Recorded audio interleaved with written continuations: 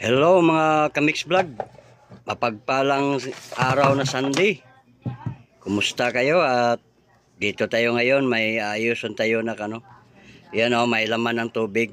Gagamitin na sana sa may-ari, kaso yung pag-on niya wala nang power yung Panasonic niya na washing machine. So i-try natin mga Kamix Vlog kung totoo bang sinasabi ng may-ari nito. Yan, naka-plug na tayo. At i-on natin. Ayun. Wala. Kahit kunting galaw sa ating motor, wala. Tingnan nyo. So, hindi gumagana guys. So, titingnan natin muna dito. So, bago natin i-test muna natin to, baka wala itong kuryente ang natin. I-set lang natin sa guys, 250 volts AC. Kasi mag-test tayo dito sa kanyang extension. Baka walang kuryente ito. So itusok nyo lang yan. At itong test probe natin ay sa kabilang yan po guys, pumapalo. So ibig sabihin guys, nasa 230 volts. Teka muna sandali, ko muna. Ayun po, nasa 230 volts po yung nakita nyo na meter natin. Tingnan nyo, 230 volts. 200. So ibig sabihin guys, good yung extension natin at may kuryente. So i-try natin ulit kung gumagana ba siya. O, dito natin isaksak sa taas. So ganun pa rin guys, walang kumikibo, hindi gumagalaw yung motor natin, pero yung natin okay na siya. Pero titingnan natin guys, yan medyo na rin, yan gumagana na siya. Okay, ano lang natin to. Yan.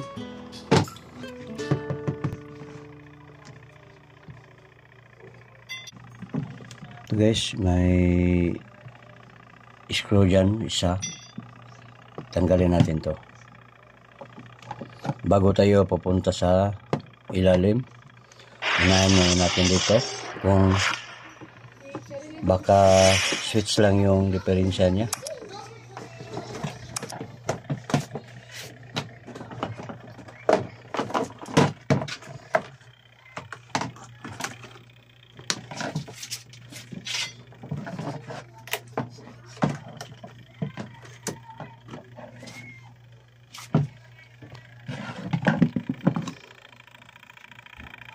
So ito, tingnan natin kung may contact ba to.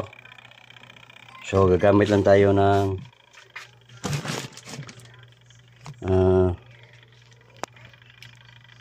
multimeter.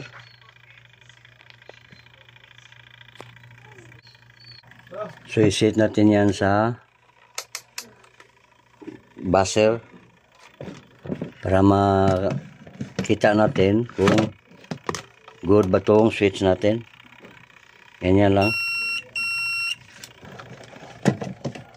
So ngayon guys, dito tayo sa kanyang line 1. Pakinggan nyo na lang para kahit hindi makita yung meter natin, at least meron kayong manadinig na buzzer. So ito po yung line 1 niya. At itong dalawa sa ating spin magkabilaan. So left and right. So forward, reverse. So yun po ang ititest natin kung okay pa ba atong switch. Ito yung ulit natin. Okay, tingnan nyo lang. Yan, tingnan natin dito. Hindi tumunog. So yan, wala. Baka ito ang dahilan guys, kaya hindi siya gumagana. So sira talaga guys itong ano natin. So ang gagawin natin guys, para malaman nyo kaagad kung ito ba yung sira, yung timer natin, switch, may ipakita ko sa inyo na pinagbabawal na technique para malaman, matrace niyo kaagad yung sira, kung ito ba talaga. Okay, mano. So dito guys, putulin natin yung dalawa, tapos babalatan nyo guys. So tingnan nyo guys kung ito ba ang dahilan guys. Yan guys, gumagana guys. Huwag kayong matakot guys, total hindi niyo naman hinawakan yun. Yan guys, yun lang ang diferensya niya guys, yung switch. Tingnan nyo yan, umikot na siya guys. So ipagdikit natin ulit to, saglit lang. So okay guys, ipakita natin ulit. So babalatan muna natin yung kulay red para makita nyo na yung switch lang ang diferensya. So yan, babalatan muna natin. Yan. So nabalatan na natin yung dalawang wire. So ipagdikit nyo lang dito guys para makita niyo kung ito na ba ang diferensya. So okay, dikit ko. Yan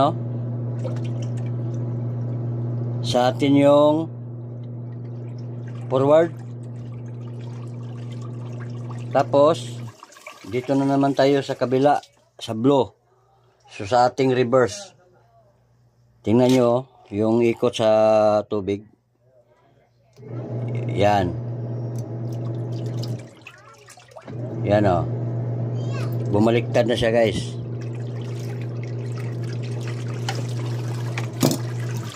So yun lang diferensya guys. Yan good na good yung motor natin, kapasitor, at saka yung wiring, walang putol. So ito lang ang dahilan guys, yung timer switch. At dito na naman tayo sa kabila, ibalik muna natin sa kulay red para makita nyo ang ikot. Yan, bumaliktad na siya. Ito po yung forward natin guys, kulay red. Ang kulay blue natin ay reverse.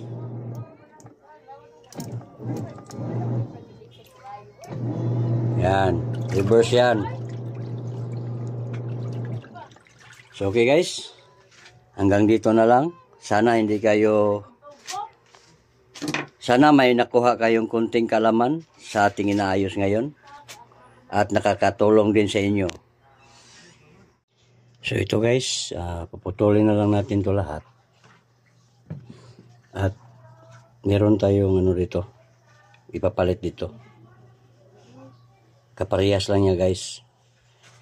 Yung mga nasisirang mga washing machine, yung nasusunog na mga windings, ito po yung kinalas nila lahat.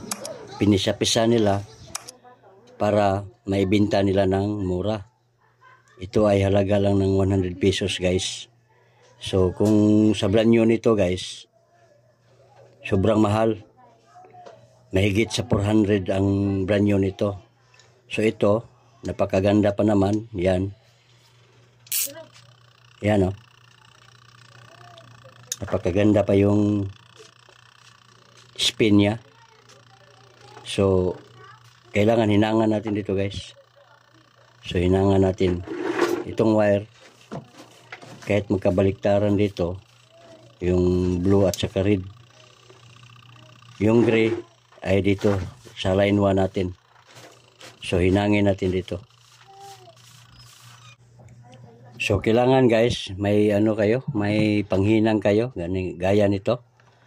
Tapos hinangan nyo dito. Yan. Tapos ikakabit natin dito. Kahit magkabaliktaran guys, yung red at saka blue.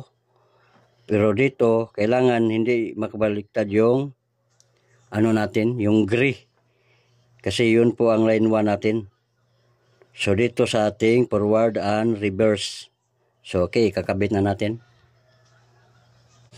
So ito na guys, na ikabit na natin. Yan, kailangan hinangin nyo guys. Or may sakit kayo na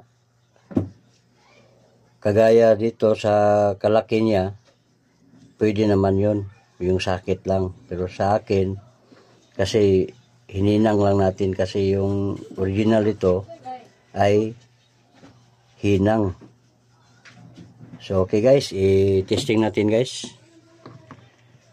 Tingnan nyo guys, kahit ganito lang yung vlog natin ngayon, at least may nakuha kayong kunting tips dito kung paano ba gagawin para